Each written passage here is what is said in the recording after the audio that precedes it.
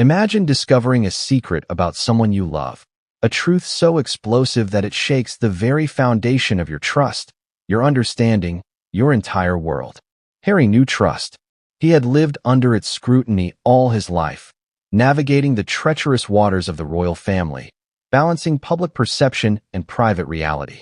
But nothing could have prepared him for what Sarah Ferguson revealed. In the early hours of a chilly London morning, Harry's phone lit up. A name flashed on the screen: Sarah, Duchess of York. And with that simple call, the course of the day, and perhaps his life, was about to change forever.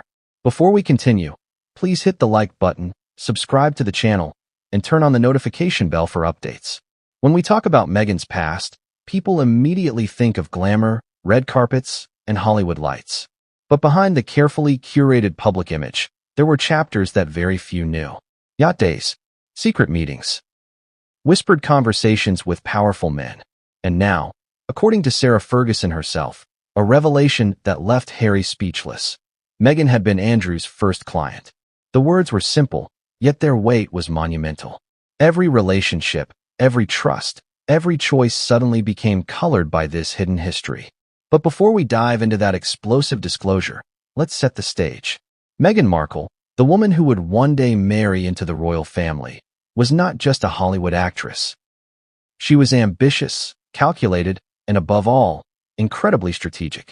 She knew what she wanted, and she didn't shy away from the paths, sometimes controversial, that led her there. And while her public image painted one story, Sarah Ferguson's revelations promised a behind-the-scenes look that would challenge everything the world thought it knew. Harry's reaction to the call wasn't immediate anger. It wasn't disbelief. It was a quiet, simmering shock. A cold, creeping sensation that settled in his chest, the kind that makes you question everything you thought you knew. Because when someone you trust, someone who has been part of your life in ways both intimate and complicated, reveals a secret like this, it isn't just information. It's a challenge to your reality. Why now? Why would Sarah Ferguson, the former wife of Prince Andrew, choose this exact moment to drop such a bomb? Timing, as in most royal scandals, was everything. The world was watching, as always. Harry and Meghan had been navigating the fine line between privacy and exposure for years. They had their moments of triumph, their media victories, their strategic retreats. And yet, as with all powerful narratives, there was a twist waiting just beyond the horizon, a revelation poised to disrupt everything. Sarah's motivations weren't entirely clear. Was it loyalty to Harry? A desire to set the record straight? Or was there a more complex motive? An interwoven tapestry of personal history, royal protocol, and hidden grievances? Whatever the reason, the impact was immediate. Harry's world tilted on its axis. The familiar lines of trust and loyalty suddenly blurred. And just like that, Meghan's yacht days, once a footnote, a rumor, a whisper, took center stage. Let's pause for a moment. Imagine being Harry. You've spent your entire life under scrutiny. Every relationship you've formed, every move you've made, is analyzed and judged. And now, a revelation surfaces that challenges the very core of your understanding of someone you love. The questions start tumbling in. What did Meghan really do during those yacht days? How deep was Andrew's involvement? Why was she described as his first client?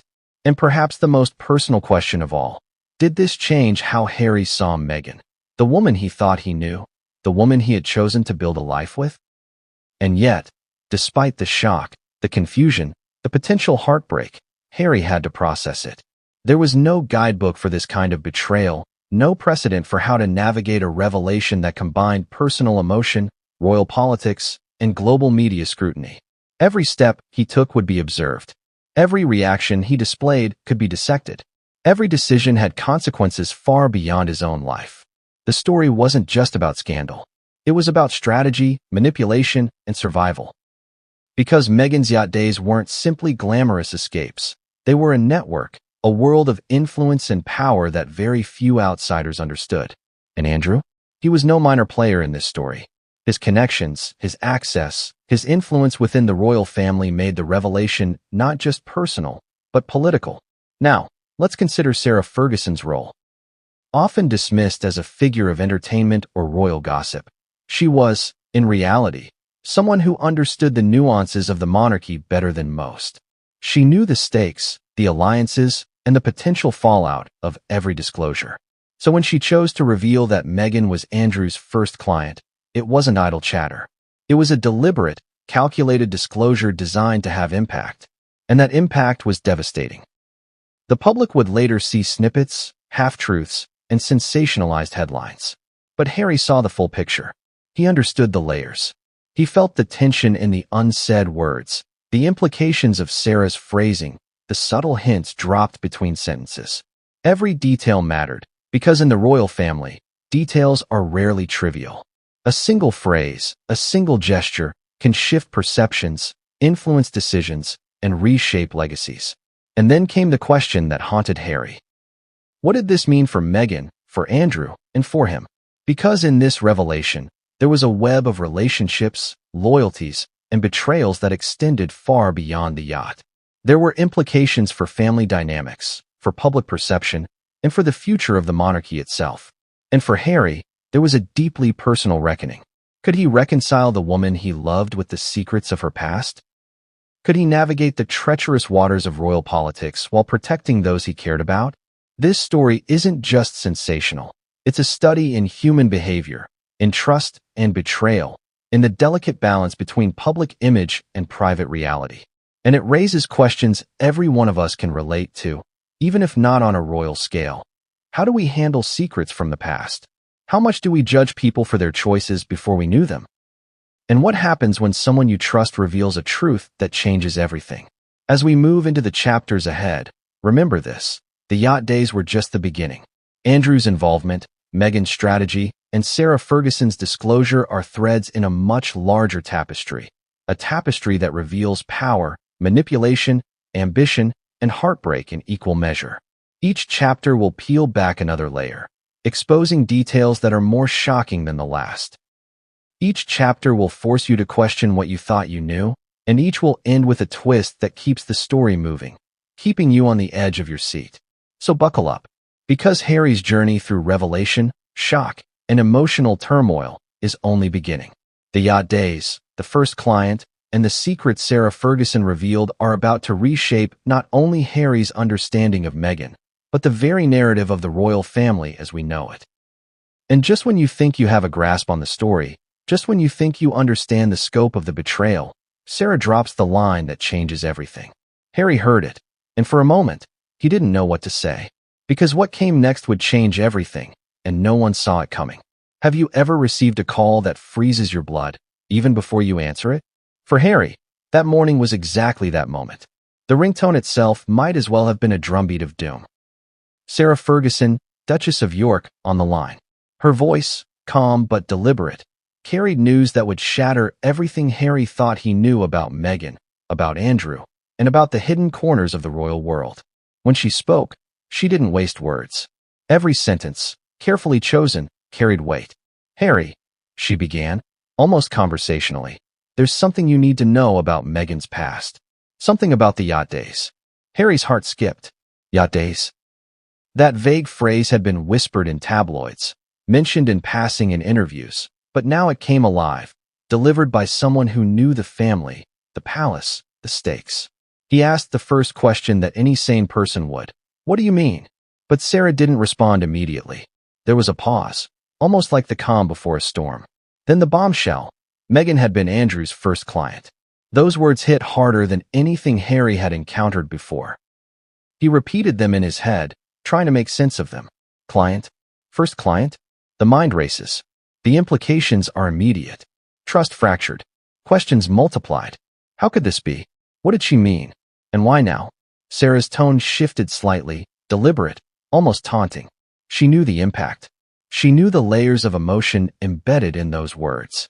It's not just about her being his first client, she added. It's about what that meant for the network, for influence, and for the people around her, including you, Harry.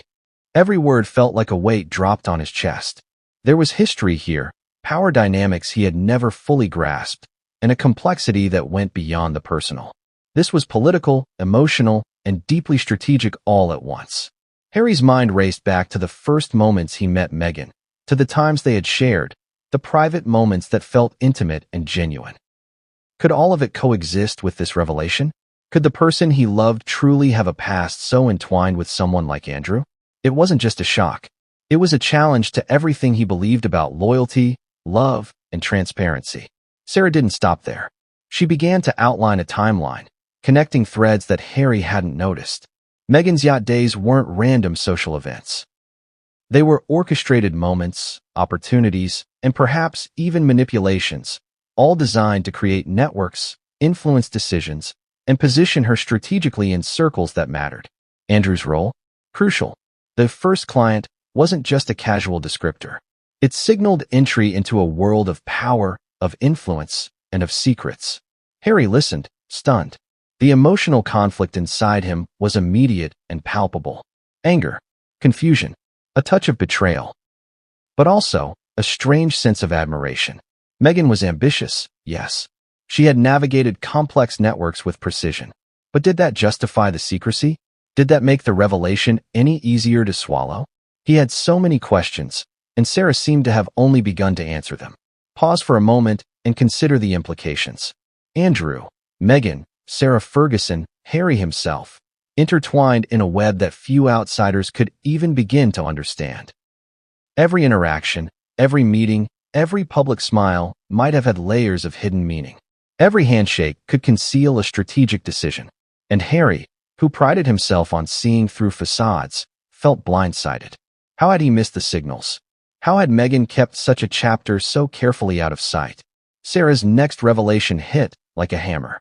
She described meetings, yacht trips, private arrangements, and subtle influences that were invisible to the public eye. Harry's mind tried to compartmentalize.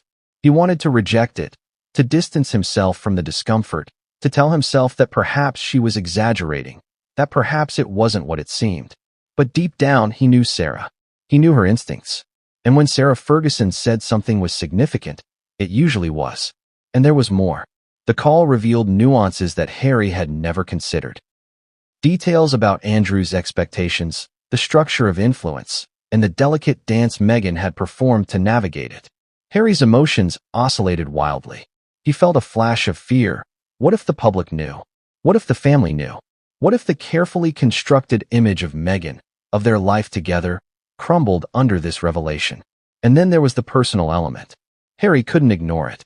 Beyond strategy, influence, and reputation, there was love. He had loved Meghan deeply. He had believed in her, trusted her.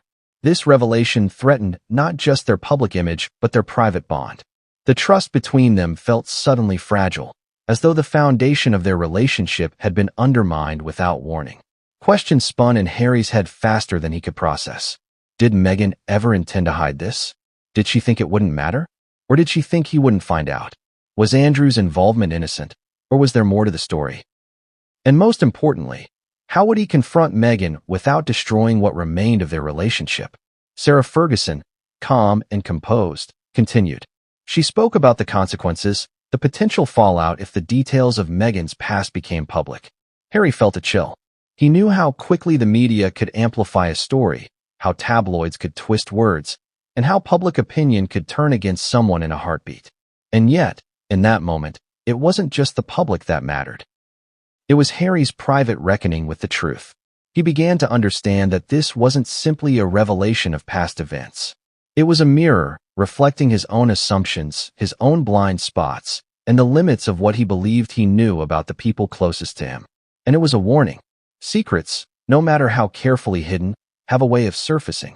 Timing is everything, and Sarah Ferguson had chosen this moment perfectly, when the impact would be maximal, when the stakes were highest.